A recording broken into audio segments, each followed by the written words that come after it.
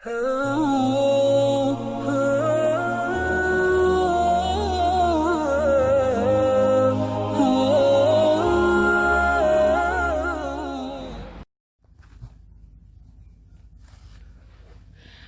باللہ من الشیطان الرجیم بسم اللہ الرحمن الرحیم الحمد للہ الذی ہدانا لہذا وما کننا لنہتدی لولا ان ہدانا اللہ۔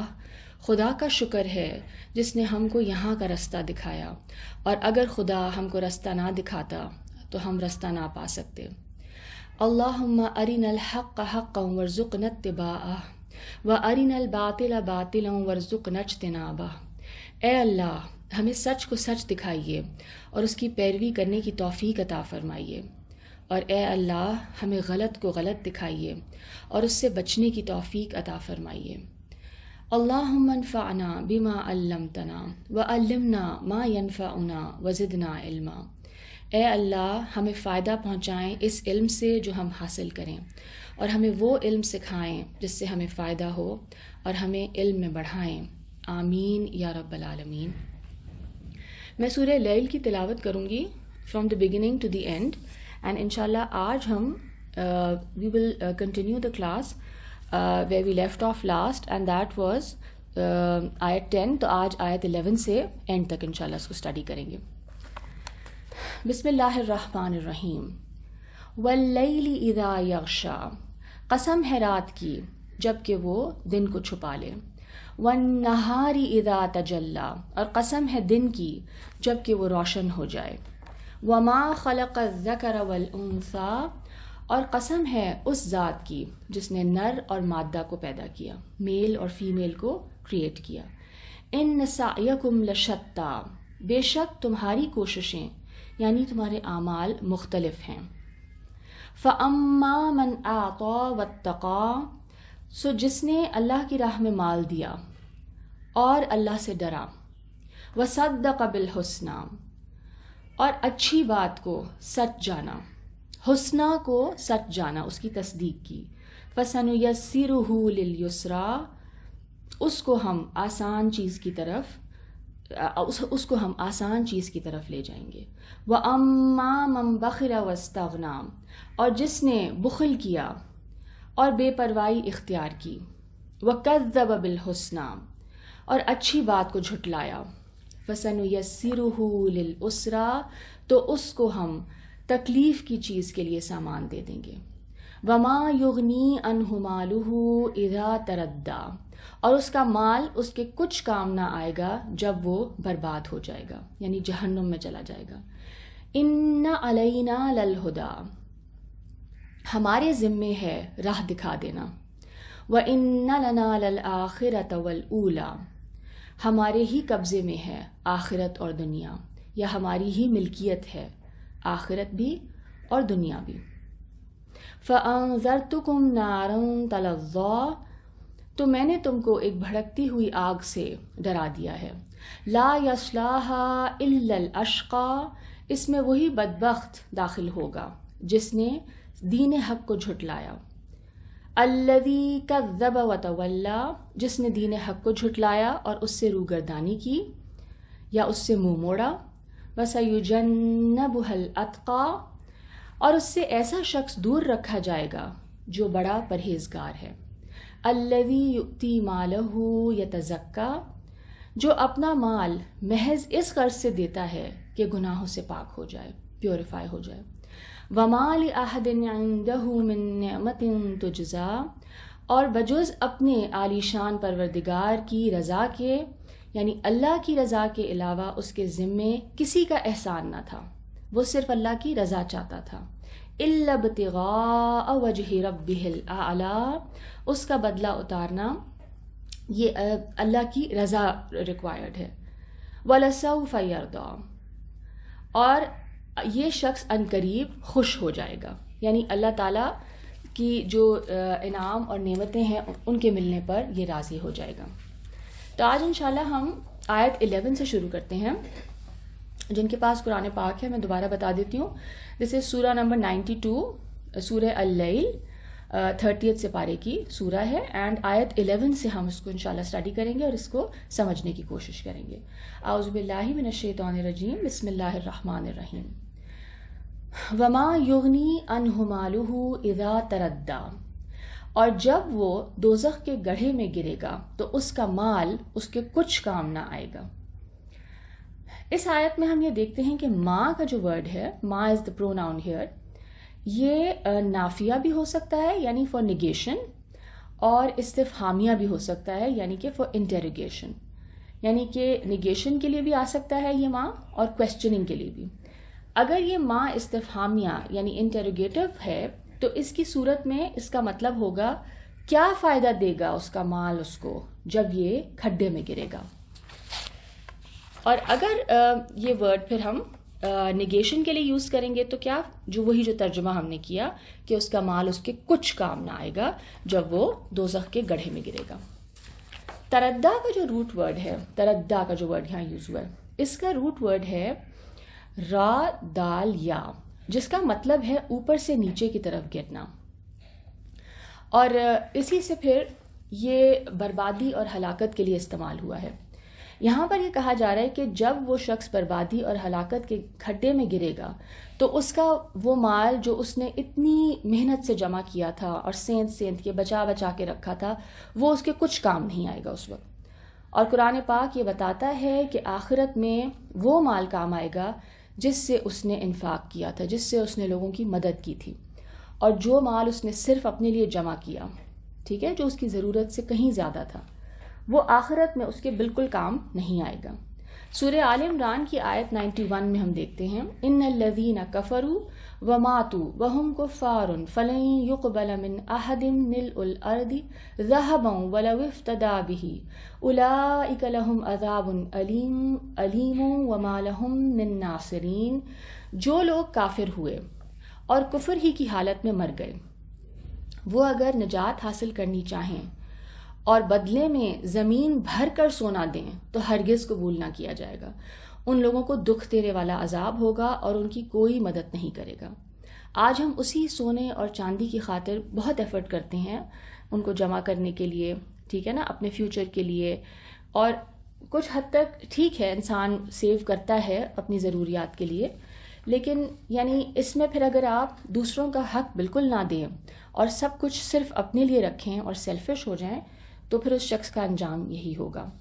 سورہ انعام کی آیت نمبر 94 میں بھی اللہ تعالیٰ فرماتے ہیں وَلَقَدْ جِئْتُمُونَا فُرَادَا كَمَا خَلَقْنَاكُمْ أَوَّلَ مَرَّةٍ وَتَرَكْتُمْ مَا خَوَّلْنَاكُمْ وَرَاءَ ظُهُورِكُمْ وَمَا نَرَى مَعَكُمْ شُفَعَاءَكُمُ الَّذِينَ زَعَمْتُمْ أَنَّهُمْ فِيكُمْ شُرَكَاءُ لَقَدْ تَقَطَّعَ بَيْنَكُمْ وَضَلَّ عَنْكُمْ مَا كُنْتُمْ تَزْعُمُونَ.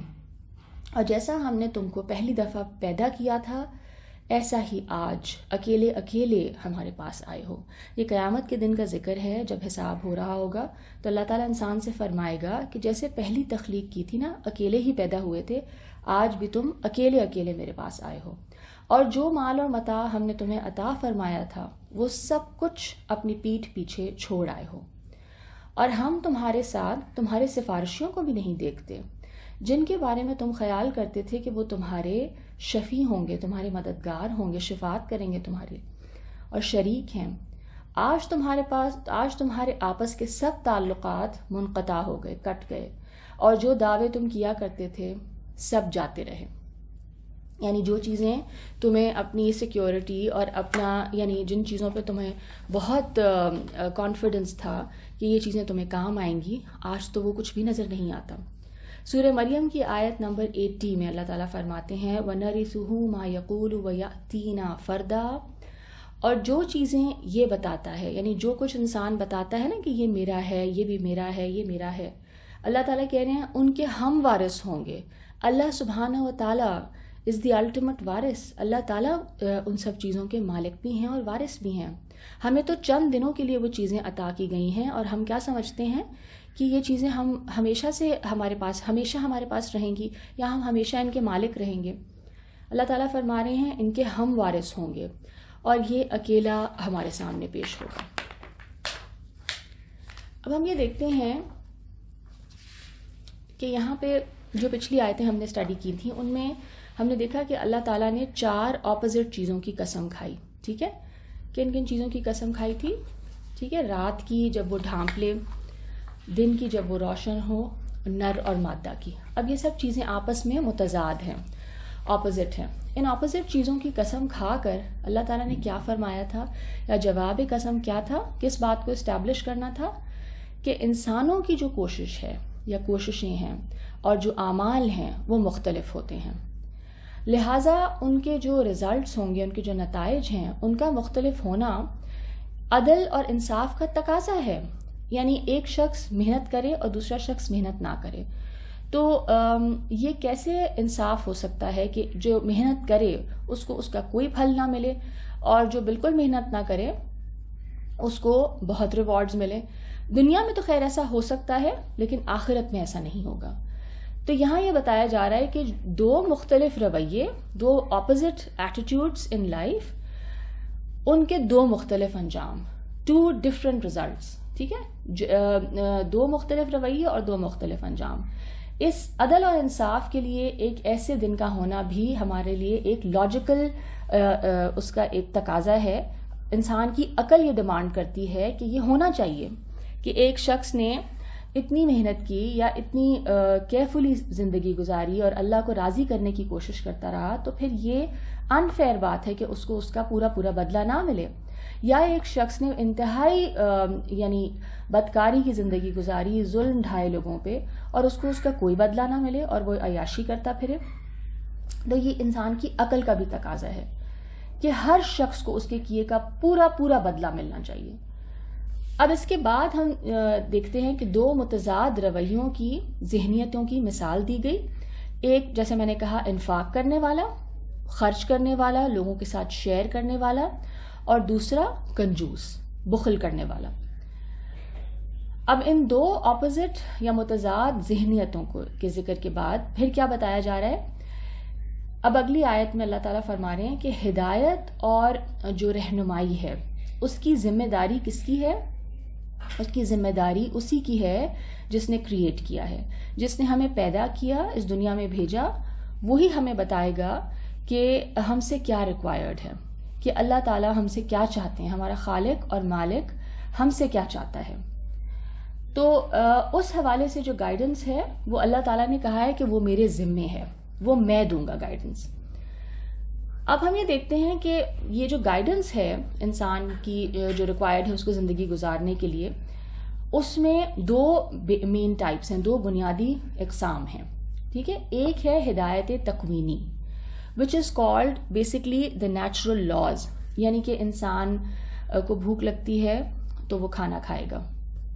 ٹھیک ہے, اس حوالے سے اللہ تعالیٰ نے ہمارے اندر کچھ انسٹنکٹس رکھ دیے ہیں, اور وہ پھر ہم اپنے انسٹنکٹس کو فالو کر کے ان سب چیزوں کو فلفل کرتے ہیں آہستہ آہستہ. ٹھیک ہے, اور یہ ہم دیکھتے ہیں کہ یہ بہت پرانے زمانے کا آدمی بھی جو ہے, جو پری ہسٹورک مین ہے یا کیو مین ہے, وہ بھی یہ چیزیں کرتا تھا, بیکاز وہ انسٹنکٹیولی ہمارے اندر ڈال دی گئی ہیں. تو اس کو کہا جاتا ہے ہدایت تکوینی. اور دوسری جو ہدایت ہے وہ ہے ہدایت تشریعی. ٹھیک ہے, اس کو میں ایکسپلین کروں گی تو آپ ان ٹرم سے نہ گھبرائیں, بہت سمپل بات ہے. ہدایت تکوینی کا جیسے میں نے ابھی ایکسپلین کیا, اس کا مطلب یہ ہے کہ ہر کریشن, ہر مخلوق کو خالق نے, کریٹر نے کچھ قوانین, کچھ لاز کا پابند بنا دیا ہے. ٹھیک ہے, اور ہر کریشن, ہر مخلوق ان قوانین پر چلنے کے لیے مجبور ہے. ٹھیک ہے, مثال کے طور پر اب آگے آیت آ رہی ہے آل عمران کی, آیت نمبر 83. اس سے پہلے میں ایک ایگزامپل آپ کو ایک اور دے دوں کہ مثلا انسان کو پتہ ہے کہ اگر وہ کھانا نہیں کھائے گا تو وہ زندہ نہیں رہ سکتا. ٹھیک ہے, تو یہ وہ کھانا کھانے پہ مجبور ہے. ٹھیک ہے, اسی طرح وہ پانی پینے پہ مجبور ہے, اور وہ اسی طرح اور کئی چیزیں ایسی ہیں جن میں انسان اپنے آپ کو مجبور محض پاتا ہے, کیونکہ اس کی باڈی کچھ لاز کے تحت کام کرتی ہے. ٹھیک ہے, تو یہ نیچرل لاز ہیں جو ہر کریشن میں اللہ سبحانہ و تعالیٰ نے رکھ دیے ہیں, ان کو ودیت کر دی ہے ان کے اندر. ٹھیک ہے, اب اللہ تعالیٰ سورہ آل عمران کی آیت 83 میں جس طرح فرماتے ہیں افغیر دین اللہ یبغون وَلَهُ أَسْلَمَ مَنْ فِي السَّمَاوَاتِ وَالْأَرْضِ طَوْعًا وَكَرْهًا وَإِلَيْهِ يُرْجَعُونَ، کیا یہ کافر خدا کے دین کے سوا کسی اور دین کے طالب ہیں، حالانکہ سب اہل آسمان اور زمین خوشی یا زبردستی خدا کے فرما بردار ہیں اور اسی کی طرف لوٹ کر جانے والے ہیں۔ اب یہاں پہ جو اسلام کی بات کی گئی یا اسلم جو کہا گیا کہ سبمیشن میں ہے ہر کریشن، تو اس سے کیا مراد ہے؟ اس سے مراد ہے وہی ہدایت تکوینی یا وہ نیچرل لاز، اس کے اگینسٹ جا ہی نہیں سکتے۔ سورج نے مثلا مشرق سے نکلنا ہے، وہ مغرب سے نہیں نکلے گا، اور انہی لاز کے اوپر پھر سائنس بیس کرتی ہے، سائنٹیفک پروگریس بھی انہی لاز پہ ہے، کیونکہ یہ لاز بدلتے نہیں ہیں، ٹھیک ہے، یہ ڈیپینڈیبل ہے یہ لاز۔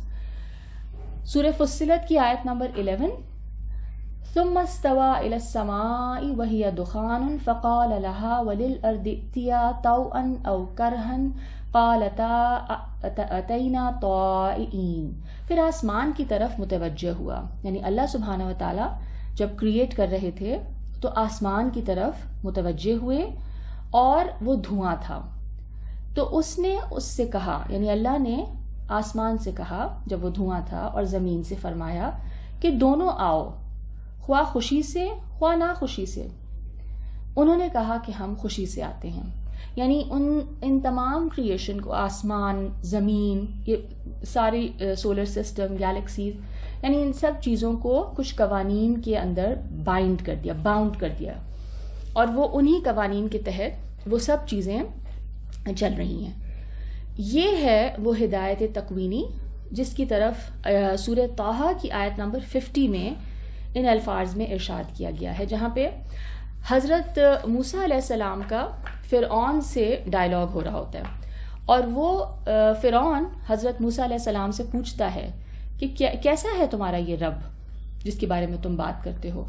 تو حضرت موسیٰ جواب دیتے ہیں قال ربنا الذی اعطی کل شیء خلقہ ثم ہدا۔ حضرت موسیٰ نے کیا جواب دیا کہ پروردگار وہ ہے جس نے ہر چیز کو اس کی شکل و صورت بھی بخشی اور پھر اس کو راہ دکھا دی، اس کو زندگی گزارنے کا طریقہ بھی سکھا دیا، کیسے سروائیو کرنا ہے، اور ایک بہت بیوٹیفل انٹروڈکشن اللہ کے بارے میں دی انہوں نے۔ اسی طرح سورہ اعلیٰ کی آیت نمبر 2 اور 3 میں بھی ہم دیکھتے ہیں الذی خلق فسوی، جس نے انسان کو بنایا پھر اس کے اعضاء کو، اس کے باڈی پارٹس کو درست کیا، والذی قدر فہدا، اور جس نے اس کا اندازہ ٹھہرایا پھر اس کو رستہ بتایا، یعنی اس کے اندر جو کچھ ودیت کرنا تھا، جو کچھ ڈالنا تھا اس کے جینیٹک کوڈ میں، اس کے ڈی این اے میں، وہ رکھ دیا، اور اس کو پھر راستہ بھی دکھا دیا کہ کس طرح سے وہ اپنی نیڈز فلفل کرے۔ جیسے میں نے کہا کہ انسان بھی اپنے اس مٹیریل یا باڈیلی ایسپیکٹ کے مادی پہلو کو اگر ہم دیکھیں، انسان کا جو اس کا باڈیلی ایسپیکٹ ہے، اس میں وہ ہدایت تکوینی یا انسٹنکٹس یا ان نیچرل لاز پر چلنے کے لیے مجبور محض ہے، اس کو ان لاز کو فالو کرنا پڑے گا۔ اگر کسی کا کوئی ہیلتھ ایشو ہو جاتا ہے تو اس کو بتایا جاتا ہے کہ آپ کو ڈائبٹیز ہو گیا یا آپ کو ہارٹ پرابلم ہو گیا ہے، تو اگر آپ ڈاکٹر کی انسٹرکشنز نہیں فالو کریں گے تو وہ جو باڈی میں جو خرابی پیدا ہو گئی ہے وہ ٹھیک نہیں ہو سکتی، وہ مزید بگڑ جائے گی۔ تو آپ مجبور ہیں، اگر آپ اس باڈی کو صحیح حالت میں رکھنا چاہتے ہیں تو ان لاز کو فالو کرنا ضروری ہے ہیلدی رہنے کے لیے۔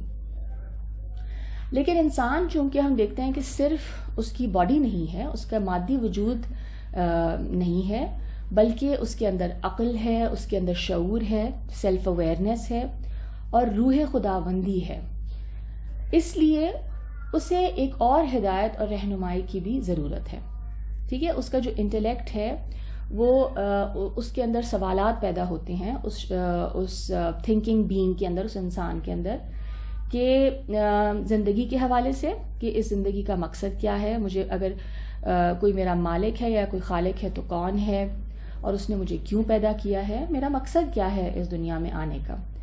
تو اس حوالے سے انسان اپنے آپ کو کافی ہیلپ لیس پاتا ہے۔ یہ والی جو ہدایت ہے اس کو ہم ہدایت تشریعی کہتے ہیں، یعنی انسان کی فطرت میں ہم یہ دیکھتے ہیں، ہماری جو اللہ تعالیٰ نے جو ہماری فطرت بنائی ہے، تو جنرلی ہم یہ دیکھتے ہیں کہ خیر اور شر کا ایک کانسیپٹ موجود ہے. گڈ اینڈ ایول کا کانسیپٹ ایک انسان کے اندر موجود ہوتا ہے پیدائش کے وقت سے، یعنی ایک انیٹ چیز اس کو لگتا ہے کہ اس کے اندر موجود ہے. اسی لیے انسان جو ہے وہ فطرتاً، یعنی because of that thing inside ہم، یا جو اس کے اندر جو نیچر میں جو چیز ہے، وہ نیکی کو پسند کرتا ہے، عدل اور انصاف اور رحم وغیرہ کو پسند کرتا ہے، اچھا سمجھتا ہے، اور برائی اور ظلم اور ناانصافی اور بے رحمی وغیرہ کو وہ ناپسند کرتا ہے یا اس کو برا سمجھتا ہے. اس کی طبیعت ان سے، یعنی اس کی طبیعت کو وہ چیزیں نہیں اچھی لگتی. مگر اب یہ کہ وہ خیر اور شر، وہ گڈ اینڈ ایول کی ڈیٹیلز کیا ہیں، کہ ایگزیکٹلی کیا کیا چیزیں اچھائی میں آتی ہیں اور کیا کیا چیزیں برائیوں میں شمار ہوتی ہیں. اور اسی طرح زندگی اور کائنات اور اس دنیا میں جب ہم مر جاتے ہیں تو اس کے بعد کی جو کائنات ہے، اور خود ہماری اپنی ذات کے حوالے سے جیسے میں نے کہا بہت بڑے بڑے سوالات ہیں، اور ان کا جواب انسان اپنی عقل سے، اپنے ایکسپیرینس سے نہیں دے سکتا. ٹھیک ہے، وہ اپنے آپ کو لاسٹ پاتا ہے. وہ ان سوالات کے جواب کے لیے پریشان رہتا ہے جب تک اس کو ڈیوائن گائیڈنس نہ ملے. تو ان معاملات میں پھر اللہ تعالیٰ، انسان کی جو رہنمائی ہے، اس کے لیے پھر ہم نے دیکھا کہ اللہ تعالیٰ نے ایک وحی کا سلسلہ شروع کیا، اور وہ چلتا چلا آ رہا ہے زمانہ قدیم سے. ہر زمانے میں، ہر دور میں، ہر بستی میں اللہ تعالیٰ نے اپنے کچھ چنے ہوئے بندوں کو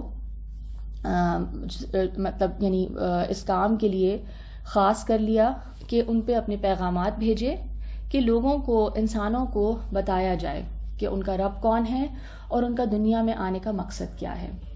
تو اب آیت 12 میں اللہ تعالیٰ اسی بات کی طرف اشارہ کر رہے ہیں، اس ہدایت تشریعی کی طرف. ان علینا للہدا، بے شک ہمارے ذمے تو راہ دکھا دینا ہے. یعنی اللہ تعالیٰ فرما رہے ہیں کہ یہ میرے ذمے ہے، یعنی اللہ تعالیٰ نے اس کو اپنی ذمہ داری بتایا کہ یہ دس از مائی رسپانسبلٹی، کہ میں تمہیں راستہ دکھا دوں، میں تمہیں گائیڈ کر دوں. ٹھیک ہے. اچھا، اب یہ ہو سکتا ہے کہ یہاں پر ہمارے ذہن میں یہ سوال آ سکتا ہے کہ اللہ تعالیٰ بھی کیا کسی چیز کے پابند ہو سکتے ہیں؟ اللہ سبحانہ و تعالیٰ تو قادر مطلق ہیں، تو وہ بھی کسی چیز کے پابند ہو سکتے ہیں. اور ہمیں پھر قرآن پاک میں بظاہر کچھ ایسی آیات ہیں جن سے لگتا ہے کہ اللہ تعالیٰ نے خود اپنے اوپر کچھ چیزیں واجب کر لی ہیں. ٹھیک ہے، جس طرح اس آیت میں علینا آیا ہے نا، اس کا مطلب ہے ہماری ذمہ داری ہے یا ہم پر واجب ہے. اسی طرح سورہ انعام کی آیت نمبر 54 میں اللہ تعالیٰ ارشاد فرماتے ہیں، وَإِذَا جَاءَكَ الَّذِينَ يُؤْمِنُونَ بِآيَاتِنَا فَقُلْ سَلَامٌ عَلَيْكُمْ كَتَبَ رَبُّكُمْ عَلَى نَفْسِهِ الرَّحْمَةَ أَنَّهُ مَنْ عَمِلَ مِنْكُمْ سُوءًا بِجَهَالَةٍ ثُمَّ تَابَ مِنْ بَعْدِهِ وَأَصْلَحَ فَأَنَّهُ غَفُورٌ رَحِيمٌ. اور جب تمہارے پاس ایسے لوگ آیا کریں جو ہماری آیتوں پر ایمان لاتے ہیں، سلام علیکم کہا کرو. خدا نے اپنی ذات پاک پر رحمت کو لازم کر لیا ہے. اللہ تعالیٰ نے کیا کیا ہے؟ رحمت کو اپنے اوپر فرض کر لیا ہے، لازم کر لیا ہے. جو کوئی بھی تم میں سے نادانی کرے، اور نادانی یعنی نادانی سے کوئی بری حرکت کر بیٹھے، پھر اس کے بعد توبہ کر لے اور نیکوکار ہو جائے، تو اللہ تعالیٰ بخشنے والے مہربان ہیں. ٹھیک ہے. تو جیسا کہ میں نے ذکر کیا کہ ہدایت کی دو مین ٹائپس ہیں. ٹھیک ہے، ایک ہدایت فطری تکوینی اور ایک ہدایت تشریعی وچ از بیسکلی ڈیوائن گائیڈنس یا وحی. اچھا، اب اس جو ڈیوائن گائیڈنس ہے نا، جو اللہ تعالیٰ کی وحی ہے، اس میں بھی ہم یہ دیکھیں گے کہ ہدایت کی دو قسمیں ہیں. ٹھیک ہے، یعنی کہ ایک جو ہے وہ ہے ارات الطریق، یعنی کہ راستہ دکھا دینا. ٹھیک ہے، اللہ تعالیٰ نے ہمیں شر اور خیر کا راستہ دکھا دیا بہت کلیئرلی. اور جو دوسری قسم کی ہدایت ہے اس کو کہا جاتا ہے ایصال الی المطلوب، یعنی کہ منزل تک پہنچا دینا. ایک تو یہ ہوتا ہے نا کہ آپ کسی سے راستہ پوچھتے ہیں تو وہ آپ کو ڈائریکشنز دے دیتا ہے، وربلی آپ کو سمجھا دیتا ہے کہ یہاں سے یہاں جانا ہے، یہاں سے یہاں ٹرن کرنا ہے، اور پھر آپ نے look out for these landmarks and then you will reach your destination. دوسرا کیا طریقہ ہوتا ہے کہ انسان ہاتھ پکڑ کے کسی کو چلا کے اس کی ڈیسٹینیشن پر پہنچا دے. ٹھیک ہے, تو یہ دو طرح کی گائیڈنس ہے. یہ ایک تو رستہ دکھا دینا اور ایک یہ ہے کہ ایکچولی اس جگہ پر پہنچا دینا یا انسان کا خود وہاں پہنچ جانا. ٹھیک ہے, مطلب مجھے پتا ہے کہ مجھے سمجھ آ گیا راستہ, مجھے ایک جگہ جانا ہے اینڈ مجھے اس کا راستہ سمجھ آ گیا, میں نے کسی سے سمجھا, مجھے راستہ سمجھ آ گیا, لیکن اب ایکچولی وہاں جانا تو میرا اپنا کام ہے نا, کہ میں گاڑی میں بیٹھوں یا کوئی ٹرانسپورٹ ارینج کروں and then I take that route and I follow the directions. Unless I do that میں اس جگہ تک نہیں پہنچ سکوں گی, رائٹ. تو انسانوں کے حوالے سے ہم یہ دیکھتے ہیں کہ اللہ نے اپنے اوپر جو ذمہ داری لی ہے وہ کون سی والی ہے؟ ارات الطریق, یعنی راستہ دکھا دینا. یہ ہے اللہ تعالیٰ کی یعنی اس آیت میں جو اللہ تعالیٰ فرما رہے ہیں نا کہ میرے ذمے ہے ہدایت, تو وہ ہدایت کون سی ہے؟ راستہ دکھا دینے والی ہدایت. کلیئرلی بتا دیا گیا ہے کہ کون سا راستہ ہے جس پر چلو گے تو کامیابی حاصل کرو گے. اور ایصال الی المطلوب یعنی اس راستے تک پہنچنے کے لیے, ایکچولی پہنچنے کے لیے اس راستے تک, یا اس راستے پر ایکچولی چلنے کے لیے, یا اس راستے پر چل کے اپنی ڈیسٹینیشن پر پہنچنے کے لیے اللہ تعالیٰ نے کیا کیا؟ انسان کے اندر, جیسے میں نے کہا کہ گڈ اینڈ ایول کی اویئرنیس ڈال دی, اس کا شعور رکھ دیا, اور اس کو سوچنے اور سمجھنے کی صلاحیتوں سے نوازا. ٹھیک ہے, ہمیں تھنکنگ دی, کریٹیکل تھنکنگ دی, انالیٹیکل تھنکنگ دی, ٹھیک ہے, امیجنیشن دی, اور ان سب یعنی بیوٹیفل یہ گفٹس دیے ہمیں.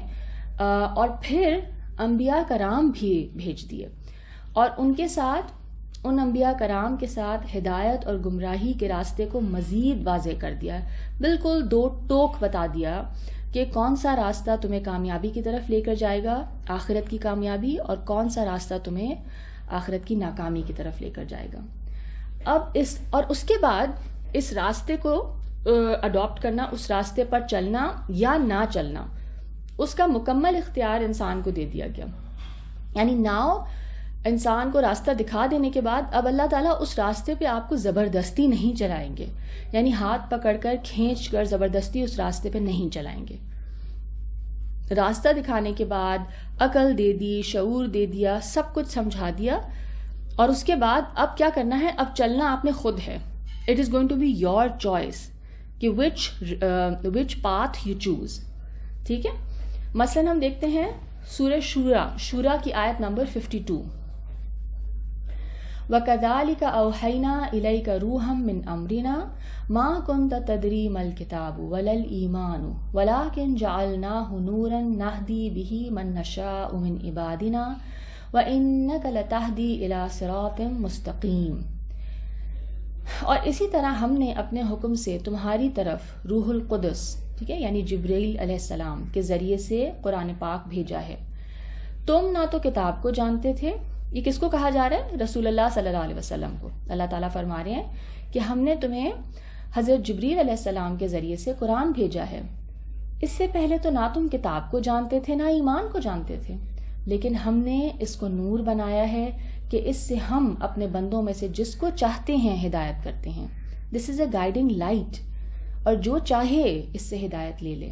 اور بے شک اے محمد صلی اللہ علیہ وسلم تم سیدھا رستہ دکھاتے ہو. ٹھیک ہے, تو میسنجر بھی, اللہ کا بھیجا ہوا رسول, اس کا کام بھی کیا ہے؟ صرف انسانوں کو راستہ دکھانا, وارن کرنا. یعنی اس راستے پہ چلو گے تو اس کے یہ کانسیکوینسز ہیں, اس راستے پہ چلو گے تو اس کے یہ کانسیکوینسز ہیں. نبی کا کام صرف یہ ہے, اور اچھی طرح بتا دینا, یعنی اتنی اچھی طرح بتا دینا کہ ایک عام, یعنی ایک انسان جو بالکل ان پڑھ ہے اور اس کو کوئی بات سمجھ نہیں آتی, اس کو بھی یہ بات سمجھ آ جائے.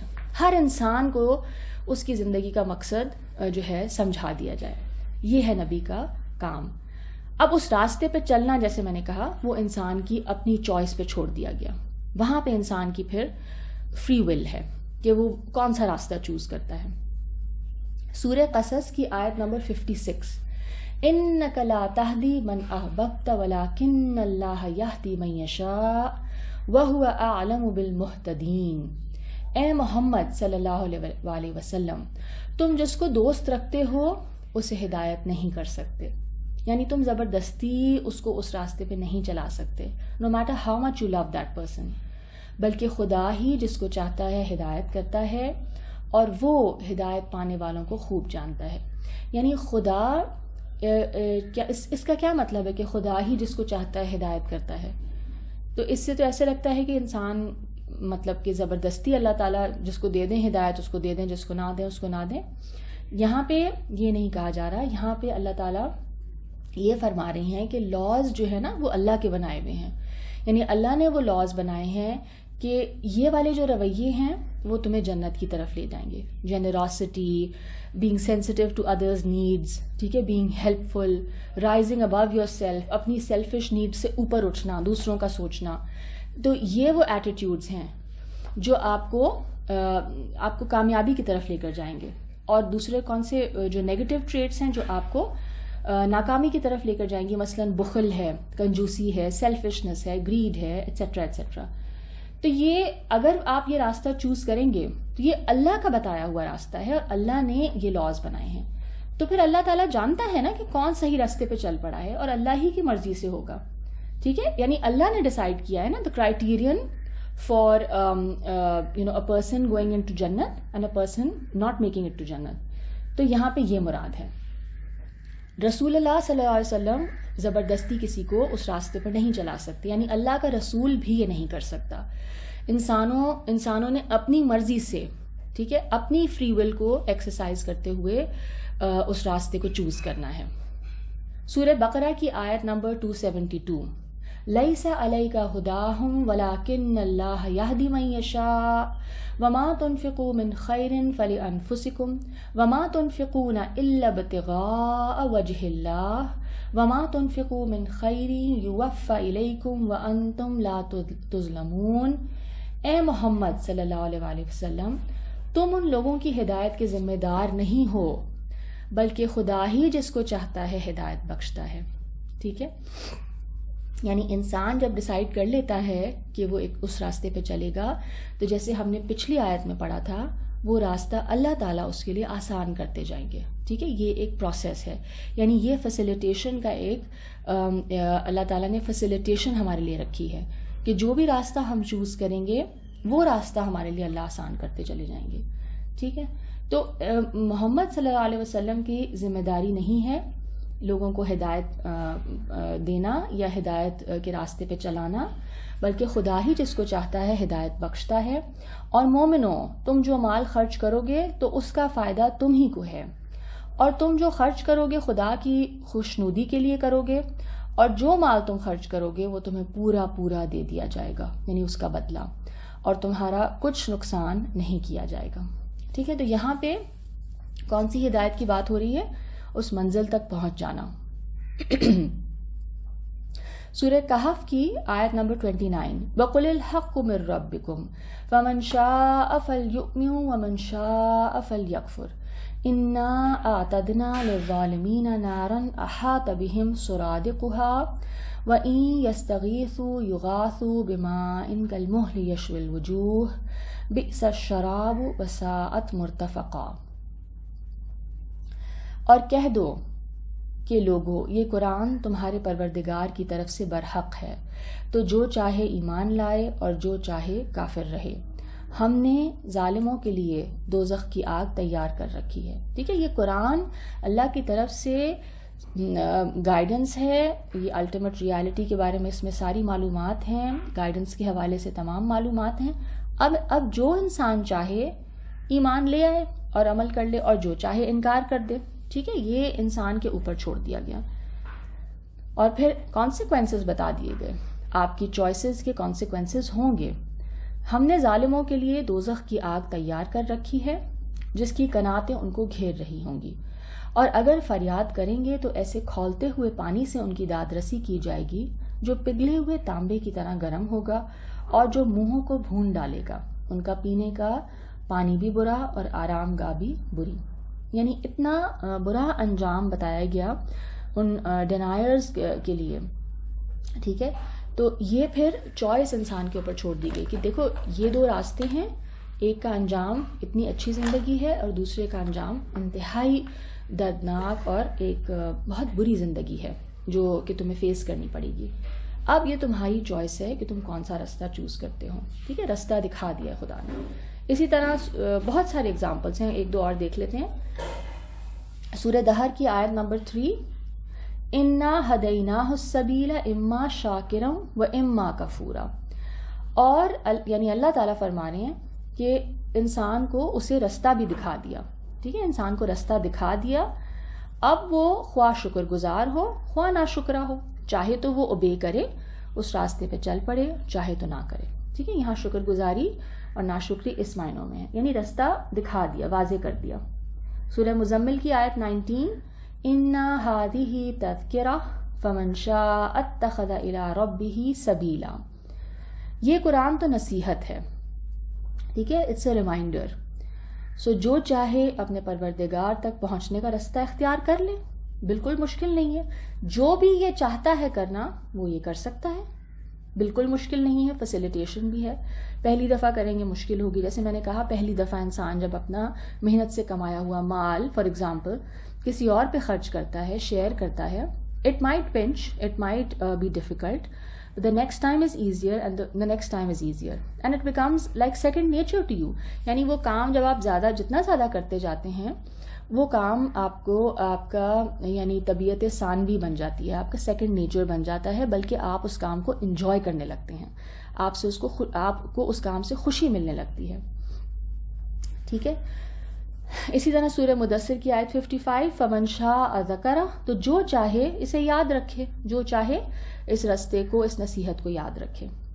سورہ یونس کی آیت 9, ان الذین آمنوا وعملوا الصالحات یہدیہم ربہم بایمانہم تجری من تحتہم الانہار فی جنات النعیم. اور جو لوگ ایمان لائے اور نیک کام کرتے رہے, ان کو پروردگار ان کی ایمان کی وجہ سے ایسے محلوں کی راہ دکھائے گا کہ ان کے نیچے نعمت کے باغوں میں نہریں بہہ رہی ہوں گی. Because they choose that path. ٹھیک ہے, انہوں نے اللہ پہ ایمان لے کر آئے اور اس کے بعد اللہ کے بتائے ہوئے رستے کو اڈاپٹ کیا, ان سارے رویوں کو اڈاپٹ کیا جو اللہ کو پسند ہیں, اور ان تمام وائسز سے بچے یا اپنے آپ کو پیوریفائی کیا. اس کی وجہ سے, اس ایمان اور اس عمل کی وجہ سے اللہ تعالیٰ ان کو جنت تک پہنچا دیں گے. تو یہ ہے منزل تک پہنچ جانا. اب ان تمام آیات سے کیا بات کلیئر ہو رہی ہے کہ اللہ تعالیٰ نے انسان کو ہدایت اور گمراہی کے حوالے سے, جیسے میں نے کہا, تمام ڈیٹیلز بتا دیں اور ڈوز اینڈ ڈونٹس بتا دیے, اور پھر گمراہی یا ہدایت کے راستے کو چننے کا اختیار انسان پر چھوڑ دیا. ٹھیک ہے, انسان کو خود چوز کرنا ہے, انسان نے خود اپنی عقل استعمال کر کے جو راستہ اس کو صحیح لگتا ہے وہ اس کو خود چوز کرے اور پھر اس کا انجام فیس کرے. اب پیچھے جیسے ایک یعنی ایک مائزرلی انسان, ایک بخیل کیریکٹر کا ذکر ہوا تھا, اور اس کی جو مینٹالٹی تھی اس کے بارے میں, یعنی اس کی جو ذہنیت تھی کہ میرے پاس جو کچھ ہے وہ میں نے اپنی محنت سے کمایا ہے, میری اپنی اسکل ہے, میرا ٹیلنٹ ہے, میری ایبلٹیز ہیں, تو اس میں کسی اور کو کیوں شریک کروں؟ جو کچھ میں نے اچیو کیا ہے it's entirely mine, it's my effort, so why should I share it with others. اور یہ جو ذہنیت ہے یہ قرآن پاک میں ہم دیکھتے ہیں قارون کو کہا گیا تھا کہ جو کچھ تمہیں خدا نے دیا ہے اس میں دوسروں کا بھی حصہ ہے, لہٰذا تم خدا کی راہ میں خرچ کرو. تو اس نے کیا کہا تھا؟ سورہ قصص کی آیت 78, قال انما اوتیتہ علی علم عندی اولم یعلم ان اللہ قد اہلک من قبلہ من القرون من هو اشد منہ قوة واکثر جمعا ولا یسأل عن ذنوبہم المجرمون. اس نے کیا جواب دیا قارون نے؟ ہی از این ایکسٹریملی ویلدی مین, بہت زیادہ پیسے والا تھا. اس نے یہ کہا کہ یہ جو مال میرے پاس ہے یہ مجھے میری دانش, میری عقل کے زور سے ملا ہے. کیا اس کو معلوم نہیں ہے کہ خدا نے اس سے پہلے بہت سی امتیں جو اس سے زیادہ قوت میں بڑھی ہوئی تھیں اور جمعیت میں بیشتر تھیں, اسٹرینتھ تھی, نمبرز تھے, اللہ تعالیٰ نے ان کو ہلاک کر دیا. اس سے کہیں زیادہ سکسیسفل لوگ تھے, طاقتور لوگ تھے, but because of their arrogance and defiance اللہ تعالیٰ نے ان کو ہلاک کر دیا. کیا معلوم نہیں ہے قارون کو؟ اور گنہگاروں سے ان کے گناہوں کے بارے میں پوچھا نہیں جائے گا. تو یہ جو ذہنیت ہے یہ اس لیے غلط ہے کیونکہ جب ہم دیکھتے ہیں کہ ہماری اپنی زندگی کی شروعات سے جب ہم دیکھتے ہیں تو ہماری زندگی میں اتنے سارے لوگ ہیں جنہوں نے ہمیں اس دنیا میں آنے کے بعد فیسیلیٹیٹ کیا، ہمیں ایجوکیٹ کیا، ہمیں نرش کیا، ہمیں پرووائڈ کیا. ٹھیک ہے. And if we have reached any level of success in our lives, کوئی بھی کامیابی ہم نے حاصل کی ہے تو اس میں بہت سارے لوگوں کی ایفرٹ ہے. یعنی سوسائٹی جو ہے اس میں سے بہت سارے لوگ ہیں، ہمارے teachers, mentors, guides, relatives, friends, and resources. تو یہ سب we owe our success to all of that. تو یہ سب کچھ جو ہے یہ کہہ دینا کہ یہ سب کچھ میں نے حاصل کیا ہے اپنی محنت کی وجہ سے، میں یہاں تک پہنچا ہوں یا پہنچی ہوں. ٹھیک ہے، وہ آپ کی محنت ہوگی، بٹ یو کی not forget how much society has contributed towards your development and you owe it to society to give back. ٹھیک ہے. کیونکہ اگر سوسائٹی یا آپ کے پیرنٹس یا آپ کے ریلیٹیوز یا مینٹورز یا ٹیچرز نہ ہوتے تو آپ اس مقام پر نہیں پہنچ سکتے تھے. It is not possible. تو اس لیے یہ ذہنیت بالکل غلط ہے. ٹھیک ہے. ریالٹیز کے برعکس ہے. اور اسی ذہنیت کا ذکر ہم سورہ زمر کی آیت 49 میں بھی دیکھتے ہیں. فَإِذَا مَسَّ الْإِنسَانَ ضُرٌّ دَعَانَا ثُمَّ إِذَا خَوَّلْنَاهُ نِعْمَةً مِنَّا قَالَ إِنَّمَا أُوتِيتُهُ عَلَىٰ عِلْمٍ بَلْ هِيَ فِتْنَةٌ وَلَٰكِنَّ أَكْثَرَهُمْ لَا يَعْلَمُونَ. جب انسان کو تکلیف پہنچتی ہے تو ہمیں پکارنے لگتا ہے.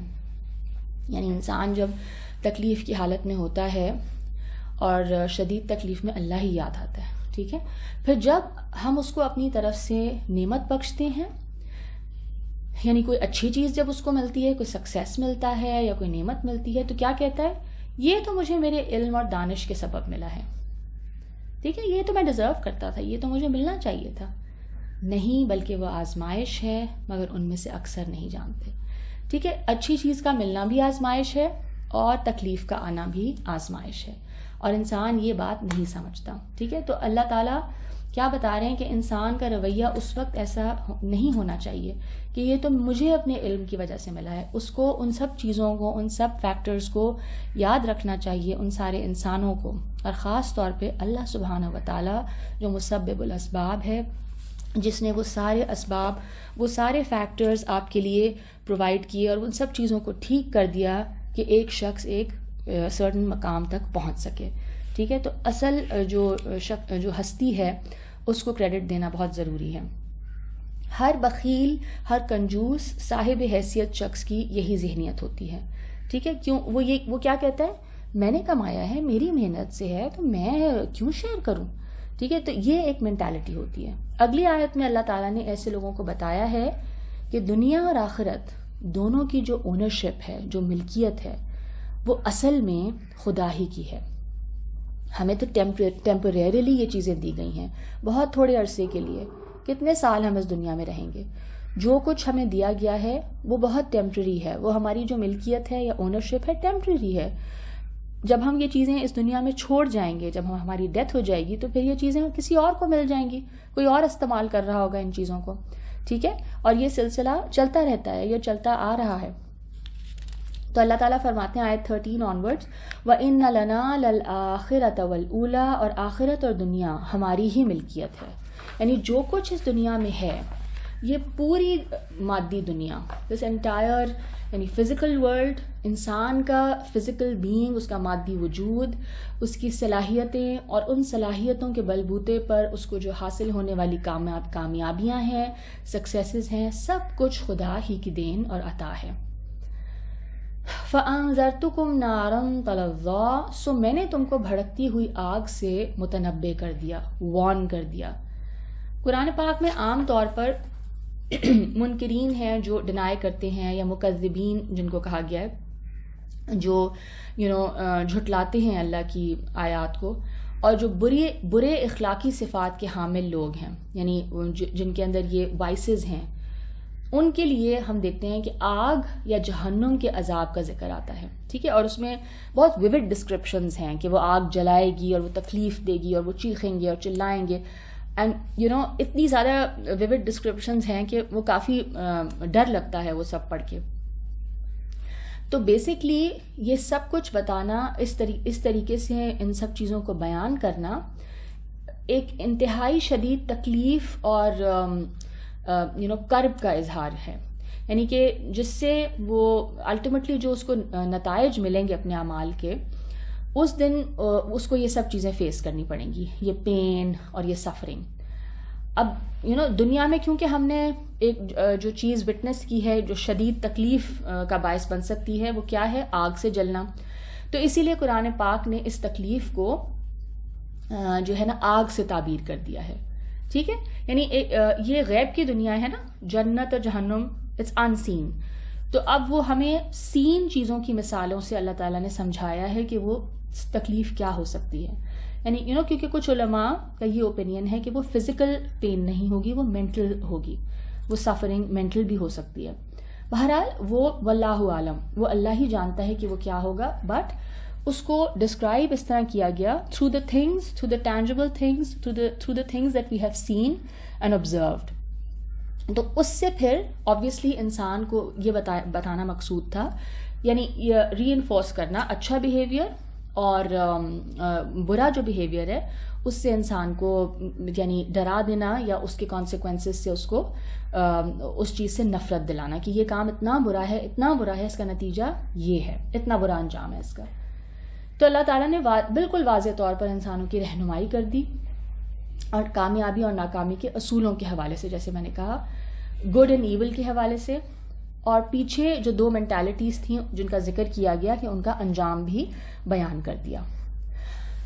لا یصلاھا الا الاشقی, اس آگ میں کون داخل ہوگا؟ اس میں وہی داخل ہوگا جو بڑا بدبخت ہے. یعنی اس قدر واضح ہدایت, رہنمائی اور وارننگ کے بعد بھی اگر کوئی اپنے آپ کو کریکٹ نہیں کرتا, کوئی ایفرٹ نہیں کرتا ٹورڈز ریفارمنگ ون سیلف, اور تو پھر وہ کیا ہے, وہ شخص پھر اس سزا کا مستحق بن جاتا ہے, اور وہ بہت ہی بدبخت انسان ہے. Because it was not some thing impossible, he could have done it. الذی کذب وتولی, جس نے جھٹلایا اور منہ پھیرا, سب کچھ سننے اور سمجھنے کے بعد اسے جھٹلا دیا اور منہ موڑ لیا. اس شدید کرب اور تکلیف سے محفوظ کون رہے گا؟ اس تکلیف سے کون بچ جائے گا؟ یہ اگلی آیت میں بتایا جا رہا ہے. وَسَيُجَنَّبُهَا الْأَتْقَى, اور جو بڑا پرہیزگار ہے, کوشس ہے, وہ اس سے بچا لیا جائے گا. یہاں پہ اتقا کا ورڈ ہے.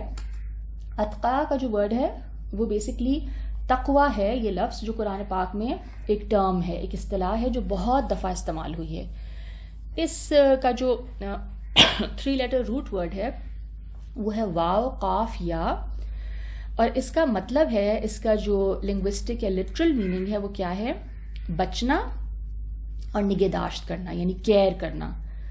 کسی چیز سے بچنا اور کسی چیز کی کیئر کرنا, یہ دونوں میننگز اس میں آتے ہیں, اس کے لٹرل میننگز. قرآن پاک میں ہم یہ دیکھتے ہیں کہ یہ لفظ اپنے لٹرل, اپنے لغوی معنوں میں بھی اور اصطلاحی معنوں میں بھی, یعنی as a term also, as a terminology, دونوں معنوں میں استعمال ہوا ہے. تقویٰ کا مطلب یہ ہے کہ خدا کے جو احکامات ہیں ان کی خلاف ورزی سے بچنا. ٹھیک ہے, to try your best to not disobey God, اور اس کے احکامات کی نگہداشت کرنا, اور اس کے بتائے ہوئے جو ڈوز ہیں ان کے حوالے سے کیئرفل ہونا, ان کو کرنا, ان کو کرنے کی پوری کوشش کرنا. یعنی اللہ کے اوامر اور نواہی, اس کے ڈوز اور ڈونٹس کے بارے میں حساسیت پیدا کرنا, اپنے اندر ایک سینسٹیوٹی ڈیولپ کرنا ٹورڈز اللہ سبحانہ و تعالیٰ's ڈوز اینڈ ڈونٹس. ایسے شخص کو متقی کہا جاتا ہے, who is sensitive and careful about God's instructions. ٹھیک ہے, اور یہاں یہ بتایا جا رہا ہے کہ آگ سے وہ شخص بچ جائے گا یا بچا لیا جائے گا جو متقی ہے. اگلی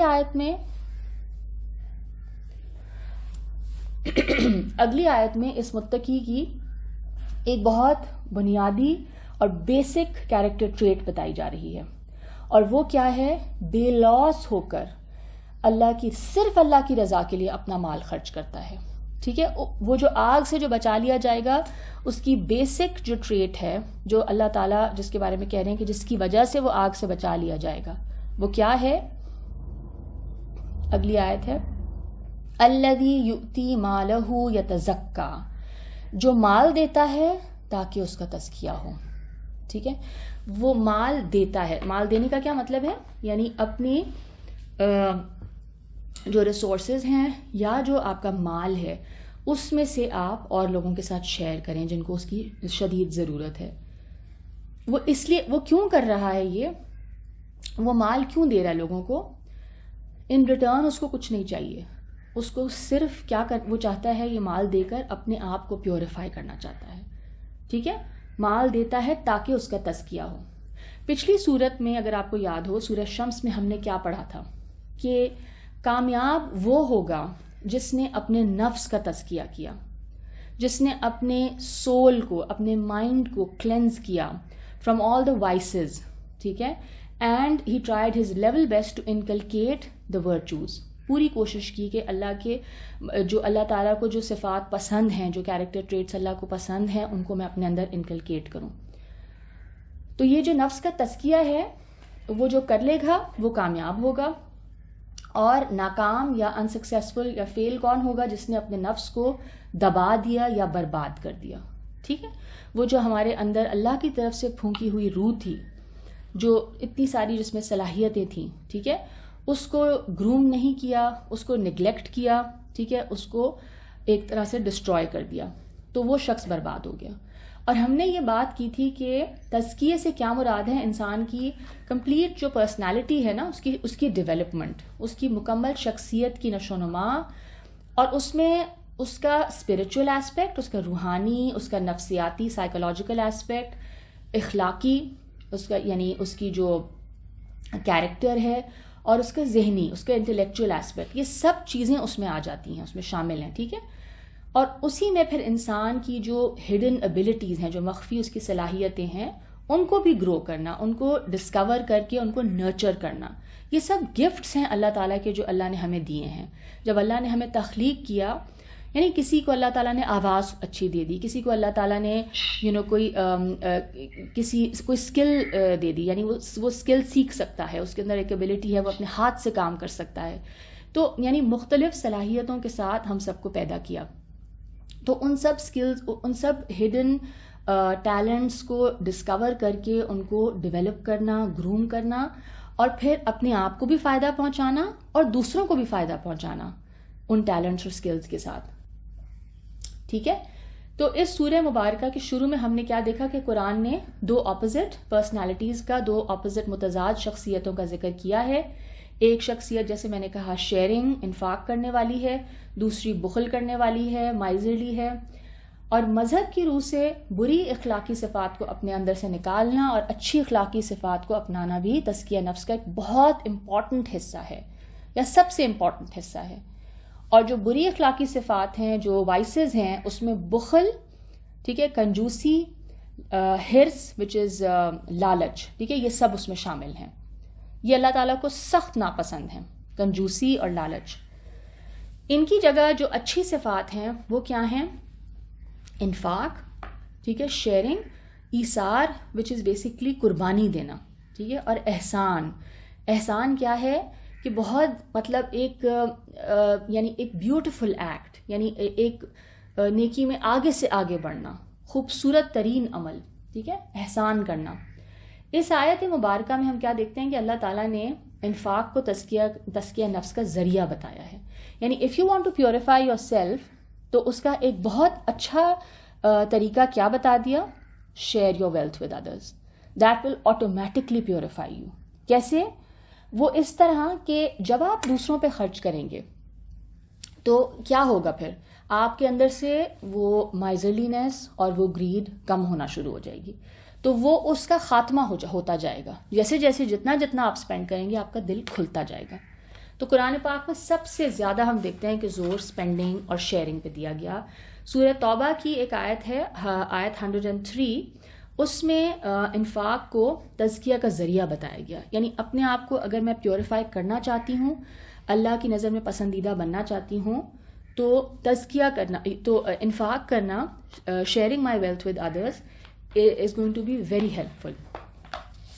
آیت 103 سورہ توبہ, خذ من اموالہم صدقۃ تطہرہم وتزکیہم بہا وصلی علیہم ان صلاتک سکن لہم واللہ سمیع علیم.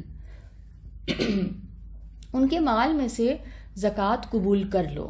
رسول اللہ صلی اللہ علیہ وسلم کو اللہ تعالیٰ فرما رہے ہیں کہ مومنین جو ہیں تمہیں آ کے زکوٰۃ دیتے ہیں اپنے مالوں میں سے, اس کو تم ایکسیپٹ کر لو, اس کو آپ ایکسیپٹ کر لیں. تم ان کو ظاہر میں بھی پاک اور باطن میں بھی پاکیزہ کرتے ہو. یعنی وین یو ایکسیپٹ دا زکوٰۃ فرام دیم, تو کیا ہو رہا ہے, تم ان کو پیوریفائی کر رہے ہو. یہ ان کی پیوریفیکیشن کا ذریعہ بن رہا ہے. اور ان کے حق میں دعائے خیر کرو کہ تمہاری دعا ان کے لیے موجب تسکین ہے, تمہاری دعا سے ان کو سکون ملے گا, اور خدا سننے والا اور جاننے والا ہے.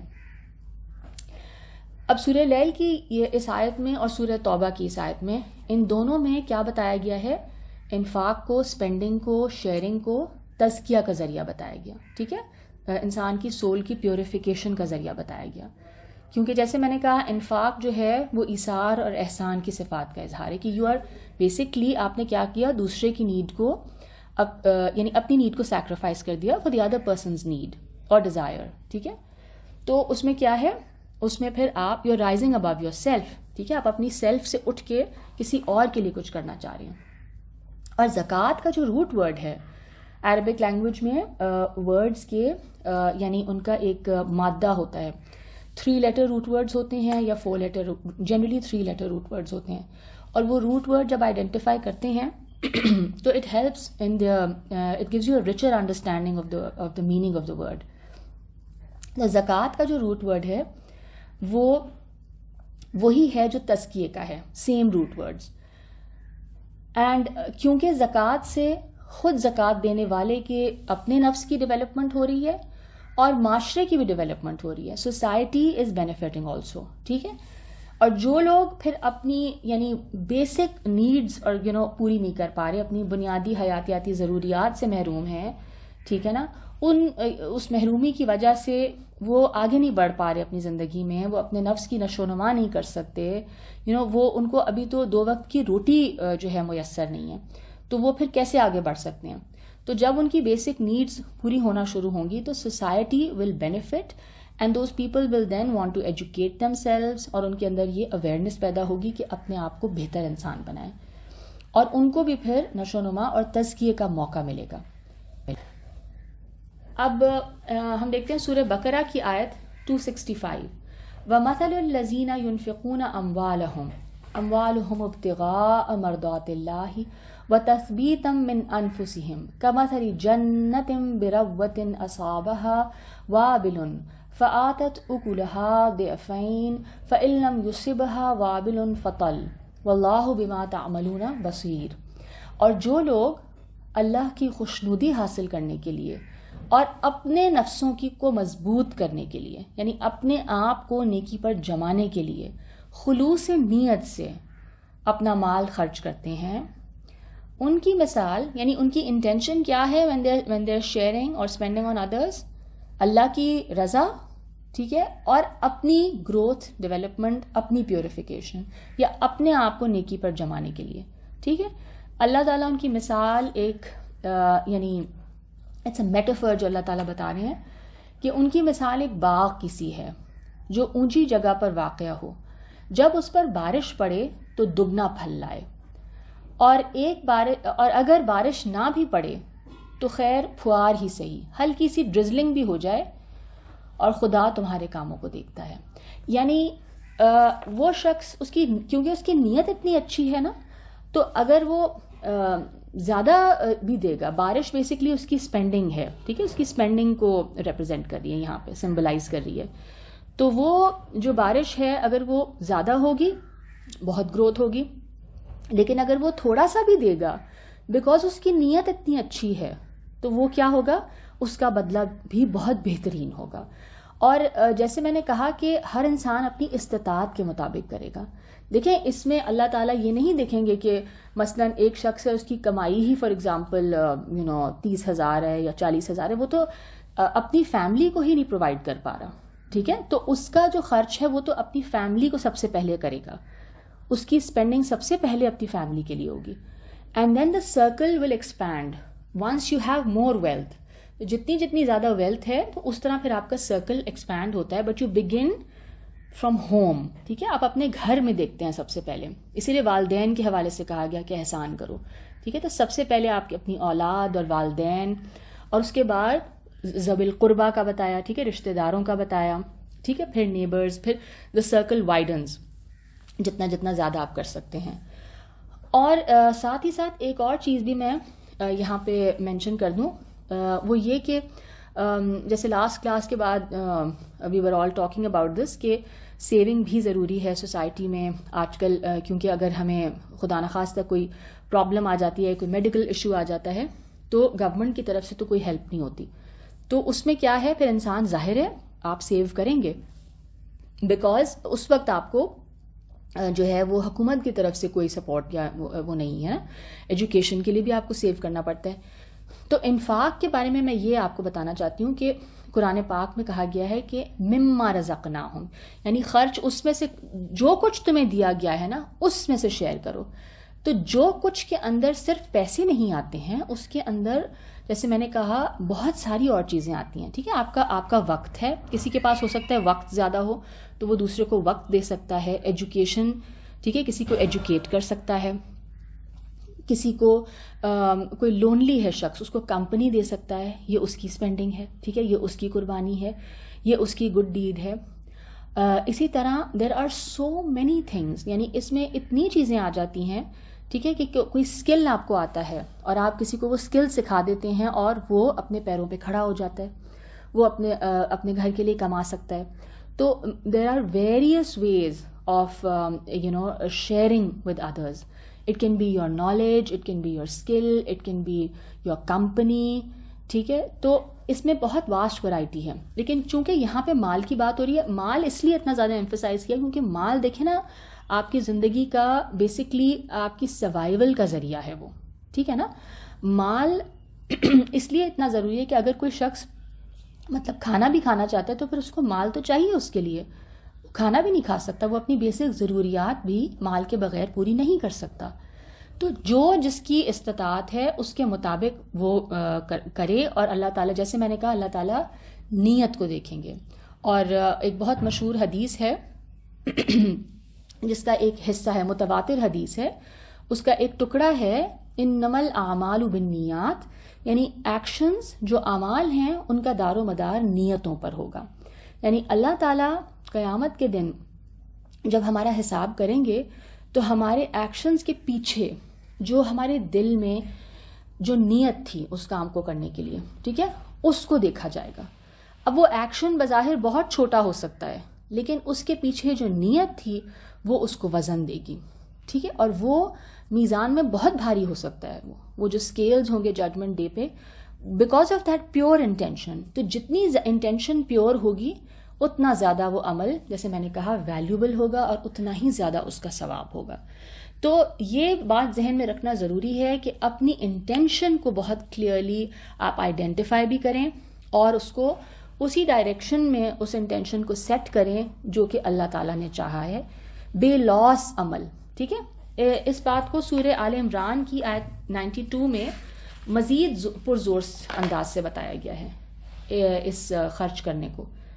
لن تنالوا البر حتى تنفقوا مما تحبون وما تنفقوا من شيء فإن الله به عليم. ہرگز نہیں, کبھی بھی نہیں تم نیکی تک پہنچ سکتے جب تک تم اس میں سے خرچ نہ کرو جو تمہیں محبوب ہے, اور جو کچھ تم خرچ کرتے ہو اللہ تعالیٰ اس کو جانتا ہے. یعنی تم نیک نہیں بن سکتے جب تک تم اپنی پسند کی چیز شیئر نہ کرو کسی اور کے ساتھ. یہ ایک مطلب ایسی بات کہہ دی دو ٹوک کہ تم ہو ہی نہیں سکتے نیک. تم جتنی مرضی نمازیں پڑھ لو, تم روزے رکھ لو, تم بہت عبادات کر لو, ٹھیک ہے, لیکن نیک نہیں ہو سکتے تم.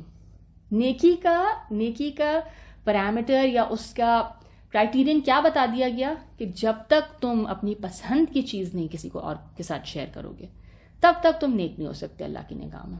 تو this is a very powerful آیت. آیت 19 آنورڈز وَمَا لِأَحَدٍ عِندَهُ مِن نِعْمَةٍ تُجْزَىٰ, اور اس لیے نہیں دیتا, یعنی وہ مال اس لیے نہیں خرچ کرتا کہ اس پر کسی کا احسان ہے جس کا وہ بدلہ اتارتا ہے. وہ کسی کا احسان کا بدلہ نہیں دیتا. وہ کیوں کر رہا ہے؟ إِلَّا ابْتِغَاءَ وَجْهِ رَبِّهِ الْأَعْلَىٰ, بلکہ اپنے خداوند اعلیٰ, اپنے اللہ کی رضامندی حاصل کرنے کے لیے دیتا ہے. That is his only intention and objective. جس انفاق سے, جس اسپینڈنگ سے میں نے کہا تزکیہ حاصل ہوتا ہے, وہ انفاق, وہ اسپینڈنگ کون سی والی ہے؟ جو بالکل بے لوس ہو کر کی جائے, نو ایکسپیکٹیشنز, جس میں نہ شکریہ کی خواہش ہو, نہ صلے کی تمنا ہو, آپ کو کوئی بدلہ نہیں چاہیے, آپ کو کوئی تھینک یو نہیں چاہیے, اور نہ ہی اس انفاق کے بعد احسان جتایا جائے, یاد کرایا جائے میں نے یہ کیا تھا تمہارے لیے, میں نے یہ کیا تھا تمہارے لیے, اور نہ ہی جس پر انفاق کیا گیا ہے اس کو کسی بھی قسم کی تکلیف میں ڈالا جائے, ذہنی تکلیف میں, اور نہ ہی اس میں شوئنگ آف کا, ریاکاری کا ذرا سا شائبہ بھی ہو, یعنی دوسرے کو دکھانے کے لیے آپ کر رہے ہوں, اس میں ذرا سا بھی یہ ایلیمنٹ نہ ہو شوئنگ آف کا. سورہ دہر کی آیت 9 میں اللہ تعالیٰ فرماتے ہیں انما نطعمکم لوجہ اللہ لا نرید منکم جزاء ولا شکورا, اور کہتے ہیں یہ جنتی لوگ کیا کہتے ہیں؟ ہم تم کو خالص اللہ کے لیے کھلاتے ہیں, ہمیں تو اللہ کی خوشی چاہیے, اللہ کا چہرے کے لیے تمہیں کھلاتے ہیں ہم, نہ تم سے ہمیں بدلہ چاہیے اور نہ ہی شکریہ چاہیے, ہم تو اللہ کے لیے کر رہے ہیں, we don't even want your thanks. تو وہ کیا جو ہے نا ایک سینگ نیکی کر اور دریا میں ڈال, یعنی اس کی, اور اس کے بعد انسان ایکچولی کافی آزاد ہو جاتا ہے. It's very liberating, because otherwise کیا ہوتا ہے کہ آپ کسی کے لیے کچھ اچھا کریں اور پھر اس کی طرف سے کچھ اچھا نہ آئے تو آپ کو کافی دکھ بھی ہوتا ہے. آپ سوچتے ہیں کہ میں نے تو اتنا اس کے لیے کیا اور اس شخص نے میرا سوچا بھی نہیں. جب آپ نے وہ یعنی اس انٹینشن سے کیا ہی نہیں کہ آپ کو کچھ چاہیے, آپ کو تو اللہ سے چاہیے, تو آپ لبریٹ ہو گئے. You are actually liberated from any kind of expectations and it's wonderful. تو اسی طرح سورہ بقرہ کی آیت 262 سے 264, یہ تو بہت ہی بیوٹیفل آیات ہیں. اس میں خرچ کے حوالے سے اللہ تعالیٰ نے اتنی پیاری انسٹرکشنز دی ہیں. الذین ينفقون اموالهم فی سبیل اللہ ثم لا یتبعون ما انفقوا منا ولا اذى لهم اجرهم عند ربهم ولا خوف علیہم ولا هم يحزنون.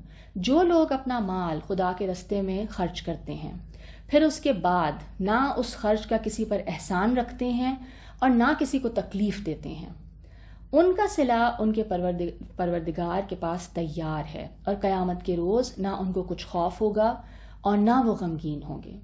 قول معروف ومغفرۃ خیر من صدقۃ یتبعها اذی واللہ غنی حلیم. جس خیرات دینے کے بعد لینے والے کو ایذا دی جائے, اس کو تکلیف دی جائے, ٹارچر کیا جائے, اس سے تو نرم بات کہہ دینی اور اس سے درگزر کرنا بہتر ہے. اس سے تو بہتر ہے کہ آپ اس کو بس اچھی بات کہہ کے ایکسکیوز کر لیں. یعنی وہ صدقہ دے کر اور اس کو ٹارچر کرنے سے بہتر ہے, کیا بہتر ہے کہ آپ اسے کچھ نہ دیں, بس آپ اس سے اچھی بات کر کے ایکسکیوز کر لیں. اور خدا بے پرواہ اور بردبار ہے, یعنی اللہ تعالیٰ غنی ہیں, بے پرواہ ہیں اور بردبار ہیں, یعنی بہت فوراً سزا نہیں دیتے, حلیم ہیں.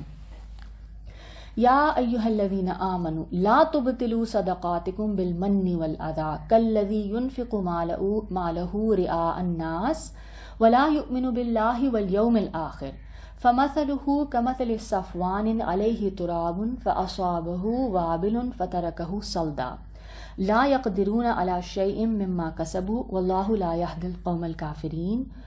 اے مومنو, اپنے خیرات اور صدقات احسان رکھنے اور ایذا تکلیف دینے سے اس شخص کی طرح برباد نہ کر دینا جو لوگوں کو دکھاوے کے لیے مال خرچ کرتا ہے اور خدا اور روز آخرت پر ایمان نہیں رکھتا. تو اس کے مال کی مثال اس چٹان کی سی ہے, اس پہاڑی جیسی ہے جس پر تھوڑی سی مٹی پڑی ہو اور اس پر زور کی بارش برس کر اس کو صاف کر ڈالے.